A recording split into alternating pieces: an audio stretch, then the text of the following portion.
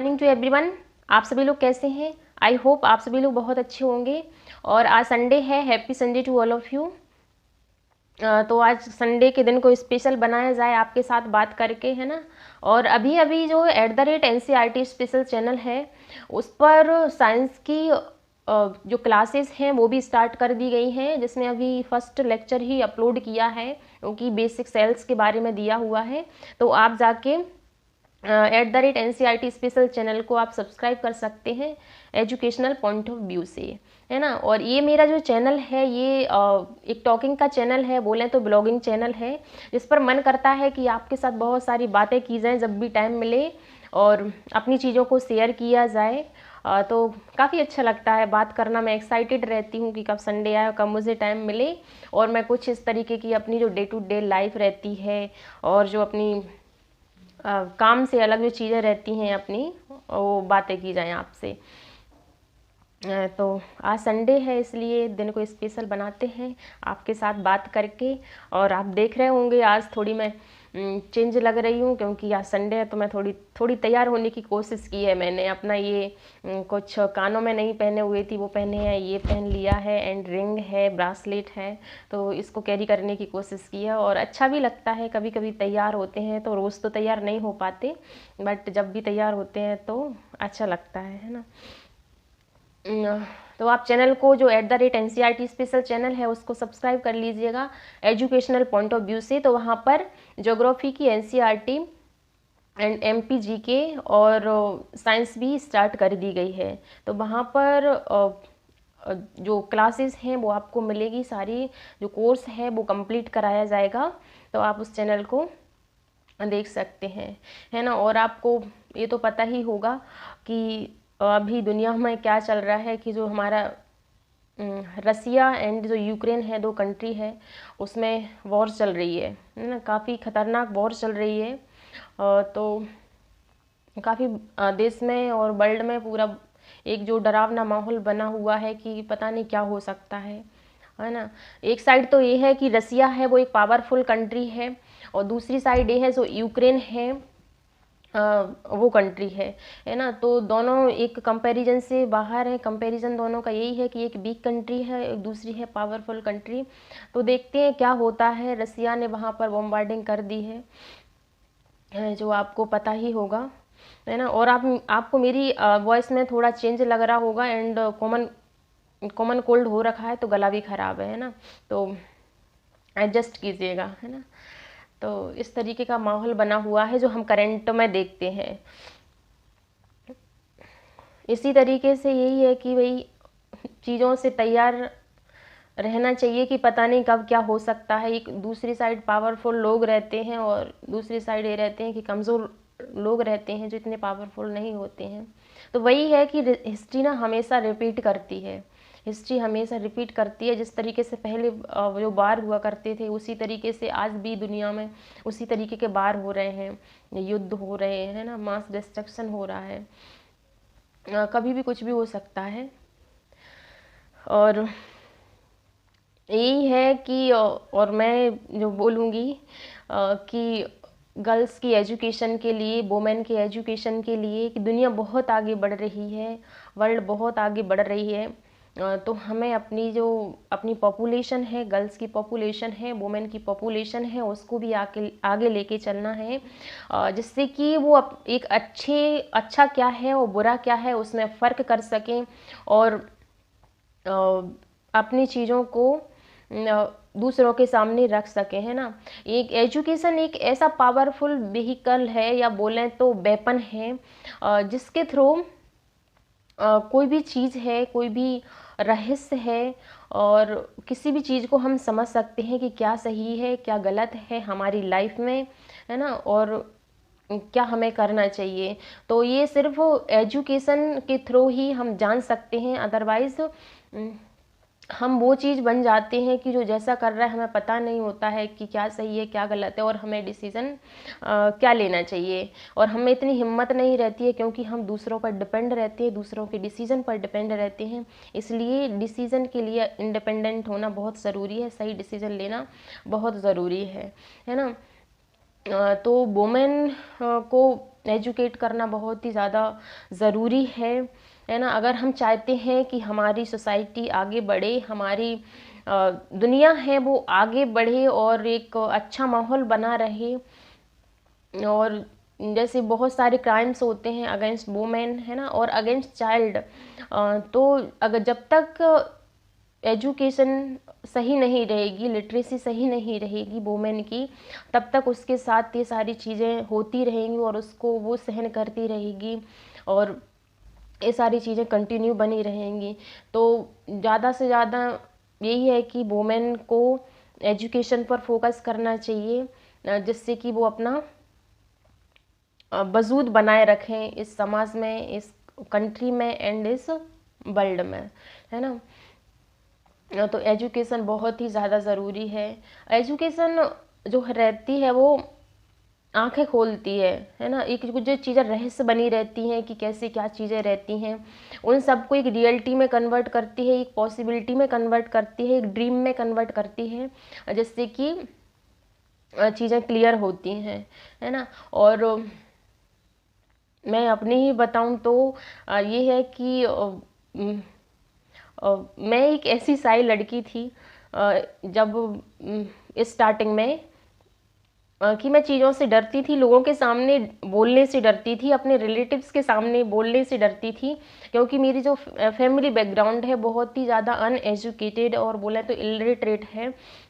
वहाँ पर एजुकेशन की इतनी वैल्यू नहीं की जाती है, आज भी नहीं की जाती है, but I am so lucky कि मेरे पेरेंट्स ने एजुकेशन की वैल्यू समझी और मुझे बढ़ने में सपोर्ट किया, और आज भी आगे बढ़ने में सपोर्ट कर रही है मेरी फैमिली, है ना। और मैं आपके सामने बोल पा रही हूँ, ये मेरी बहुत बड़ी अचीवमेंट है मेरे अकॉर्डिंग। और हो सकता है और जो अभी मेरे पास है उससे बहुत कुछ करने की कोशिश कर रही हूँ कि बहुत आगे बढ़ूँ, और दूसरों को भी, दूसरी वुमेन्स हैं, लड़कियाँ हैं, उनके लिए मैं सपोर्ट कर पाऊँ किसी न किसी तरीके से, मतलब आगे चल के मैं इतना कर पाऊँ, भगवान मुझे इतनी कैपेसिटी दे, इतनी मुझे इतना स्ट्रॉन्ग बनाए कि मैं जो आगे आने वाली परेशानियां हैं उनसे लड़के, उनको नज़र अंदाज करके मैं आगे बढ़ती रहूं।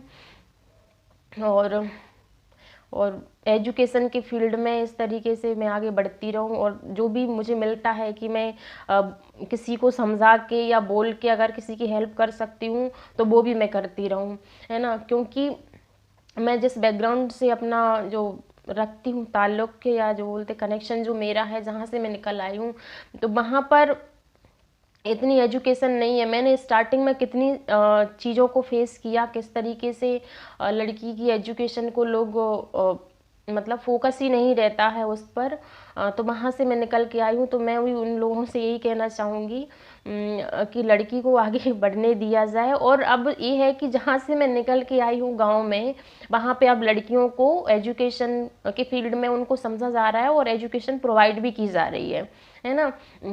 लोग अब धीरे धीरे समझ रहे हैं और समझेंगे भी, क्योंकि टाइम बढ़ रहा है और देख भी रहे हैं, इंटरनेट का ज़माना है, तो एजुकेशन भी आज आसान हो गई है, जिससे कि गर्ल्स हैं या जो भी अपने घर पे अगर पढ़ना चाहती हैं तो वो इंटरनेट के थ्रू स्टडी भी कर सकती हैं और जान सकती हैं इस देश दुनिया के बारे में कि क्या चल रहा है। और जब तक को वो मैन या लड़कियां जब तक खुद सशक्त नहीं होंगी, जब तक वो खुद एम्पावर नहीं होंगी, तब तक उनके साथ जो भी चीज़ें चल रही हैं, जो भी गलत चीज़ें चल रही हैं समाज में, बहुत सारी चीज़ें हैं, उनको वो तब तक नहीं रोक सकती हैं, है ना। क्योंकि उन्हें वो इसी चीज़ में फंस जाती हैं कि क्या सही है क्या गलत है, उन्हें क्या डिसीजन लेना चाहिए। उनका माइंड ही ओपन नहीं रहता है, क्योंकि समाज में जो कह दिया जाता है वो उसी को मान के रह जाती हैं। उस वजह से वो बहुत सारी चीज़ों को सहन करती रहती हैं और उसी को मानती रहती हैं, है ना। तो एजुकेशन ही उसे एक सही रास्ता दिखा सकती है इस तरीके से। इसलिए वुमेन की एजुकेशन को फोकस किया जाए, है ना। और वुमेन को अपने साथ लेके चलेंगे तो हमारा घर परिवार, हमारी सोसाइटी हमेशा आगे बढ़ेगी। और कहते हैं कि जो वुमेन रहती है ना, वो एक जो आगे आने वाली हैं कई पीढ़ियों को शिक्षा देती है, एजुकेट करती है। अगर एक वुमेन को एजुकेशन मिलती है, प्रॉपर एजुकेशन मिलती है, तो वो पूरे घर परिवार पूरी सोसाइटी को एजुकेट कर सकती है ना।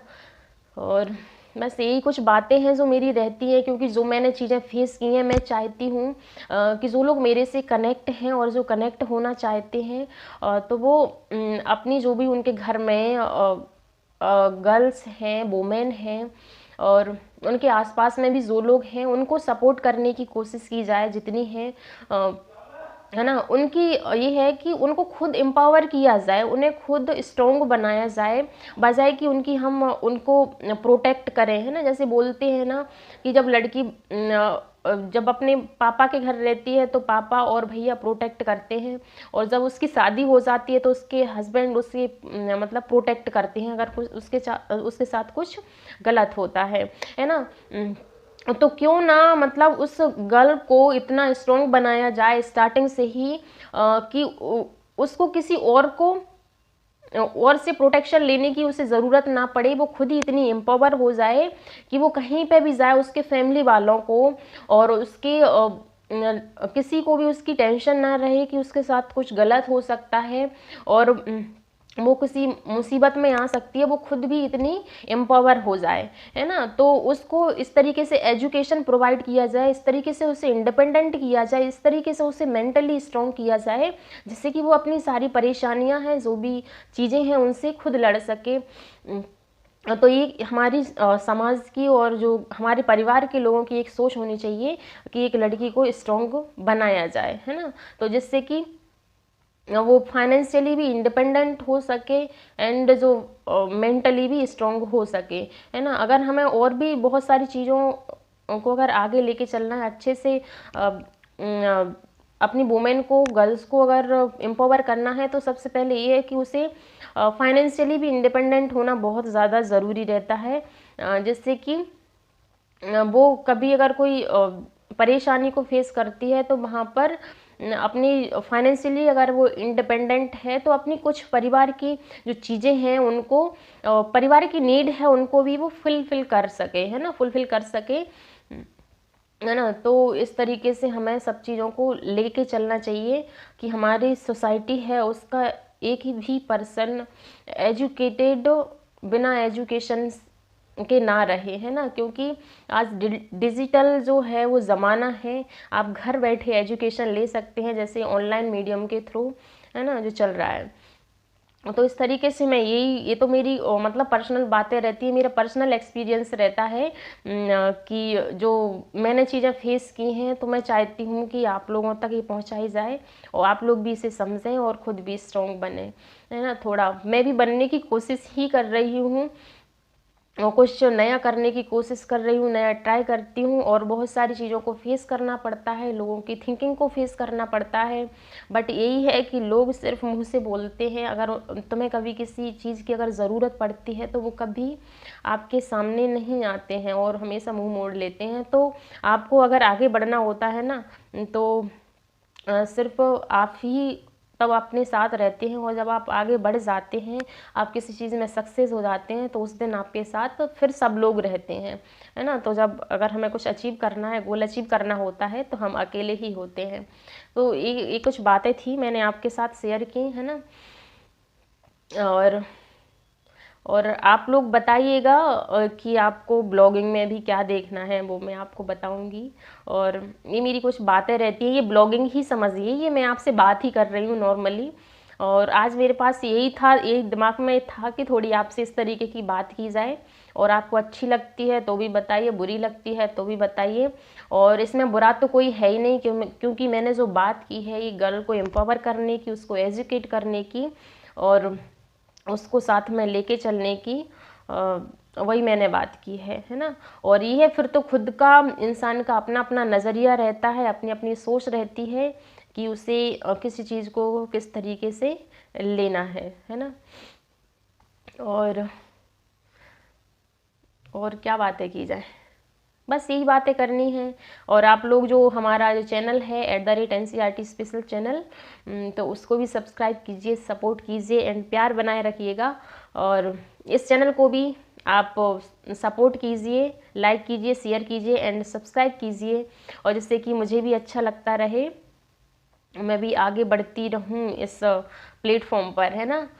और चलिए, तो फिर आज के लिए इतना ही। और आपको जो एजुकेशनल वीडियोस हैं वो आपको मिल जाएंगी मेरे @NCERT स्पेशल चैनल पर, जिस पर अभी जो हमारी एमपी है, एमपी जीके की इकोनॉमी पढ़ाई जा रही है, पॉलिटी एंड ज्योग्राफी हो गई है, और इस तरीके से सारे कोर्सेज, मतलब जीएस है जो मैं टीच कर सकती हूँ, वो मैं कर रही हूँ वहाँ पर। तो वहाँ पर आप चैनल को सब्सक्राइब कर सकते हैं, है ना। और आज थोड़ा कॉमन कोल्ड हो रखा है, तो मेरी आवाज़ भी थोड़ी डिफरेंट लग रही होगी आपको, है ना। नॉर्मल वॉइस नहीं है ये मेरी, जो नॉर्मल रहती है। तो चलिए, फिर मिलते हैं। अब हम मिलेंगे कभी, जो आगे नेक्स्ट संडे आएगा या फिर जब भी टाइम मिलेगा मैं ब्लॉगिंग करूँगी। और जो हमारा एजुकेशनल चैनल है वहाँ पर मैं कंटिन्यूसली अपनी जो वीडियोस डालती हूँ एजुकेशन की, तो आप वहाँ पे जाके चैनल को सब्सक्राइब कर लीजिएगा, राइट। और ये मेरा संडे का थोड़ा चेंज था, जिसमें मैंने अपने आप को थोड़ा चेंज करने की कोशिश की। अदरवाइज़ रोज़ तो भाग दौड़ की ज़िंदगी चलती रहती है, जिसमें इधर से उधर होते रहते हैं, काम काम एंड काम सब रहता है। तो आज थोड़ा ये मैंने कुर्ती बियर की है और ये चुन्नी है ना, इस तरीके से। और मेरा रेड कलर है, जो कि मेरा एक फेवरेट कलर है। बट बहुत ज़्यादा अगर कपड़े रेड रेड हो जाते हैं तो ये भी लगता है कि काफ़ी ज़्यादा कपड़े रेड हो गए हैं, तो फिर दूसरे कलर के भी फिर अच्छे लगते हैं। जैसे कि वाइट कलर भी मेरा एक फेवरेट कलर है, white colour, red colour and black colour, है ना। तो चलिए, आज आपसे इतनी ही बात करनी थी, और फिर मिलेंगे आपको नेक्स्ट ब्लॉग में, है ना। तो आप बताइए कमेंट बॉक्स में कि आपको ये मेरी ब्लॉगिंग कैसी लगी, और बता सकते हैं जैसे भी लगी हो आपको, जो भी अच्छी चीज़ लगी हो, बुरी चीज़ लगी हो, तो आप वो बता सकते हैं, है ना। तो चलिए, आज के लिए इतना ही। तो thank you to all of you.